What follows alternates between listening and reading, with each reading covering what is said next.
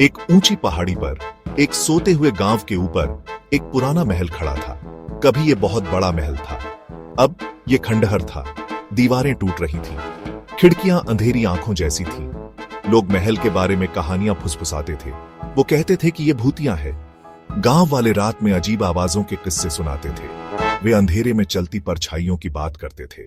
कोई भी महल के पास जाने की हिम्मत नहीं करता था। बच्चों को दूर रहने की चेतावनी दी जाती थी, लेकिन उत्सुकता अक्सर डर पर भारी पड़ जाती थी। महल में गांव के बच्चों के लिए एक अजीब सी खिंचाव थी। यह एक मना किया हुआ स्थान था और इसीलिए यह और भी दिलचस्प लगता था। वे गांव के किनारे बैठते और एक दूसरे को करीब जाने की चुनौती देते। मोहन एक जिज्ञासु लड़का था। वो हमेशा एक्सप्लोर करने को तैयार रहता था। भूतिया महल की कहानियों ने उसे मोहित कर लिया था।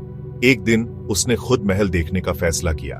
वो जानना चाहता था कि कहानियां सच थीं या नहीं। गांव वालों की चेतावनियों को नजरअंदाज करते हुए मोहन महल की ओर चल पड़ा। रास्ता जंगली पौधों से भरा था। कांटेदार झाड़ियों ने उसके कपड़े फाड़ दिए, फिर भी मोहन आगे बढ़ता रहा। वो महल तक पहुंचने के लिए दृढ़ था। वो जितना करीब पहुंचता, कहानियां उतनी ही असली लगने लगती। हवा ठंडी हो गई। उसके अपने कदमों की आवाज उसके कानों में गूंज रही थी। आखिरकार वो महल के फाटकों के सामने खड़ा था। लोहा जंग लगा हुआ था और फाटक कराहते हुए खुल गए। अंदर महल अंधेरा और धूल भरा था। हर कोने से मकड़ी के जाले लटके हुए थे। सड़न की गंध से हवा भारी थी। मोहन महल में और अंदर चला गया। वो एक बड़े हॉल में पहुंचा। हॉल के बीच में एक कुआं था। जैसे ही मोहन ने कुएं में झांका, उसने नीचे कुछ चमकता हुआ देखा। यह एक संदूक था जो सोने के सिक्कों और कीमती रत्नों से भरा हुआ था। मोहन का दिल जोर से धड़कने लगा। उसे भूतिया महल का खजाना मिल गया था। उसका दिमाग उन सभी चीजों के बारे में सोचने लगा जो वो इतनी दौलत से कर सकता था। वो नए कपड़े, स्वादिष्ट खाना और यहां तक कि अपने और अपने परिवार के लिए एक असली घर भी खरीद सकता था। लेकिन फिर उसे गांव वालों की चेतावनियां याद आ गईं। क्या यह खजाना बुरी आत्माओं का काम था? मोहन झिझका। उसने महल की कहानियों के बारे में सोचा।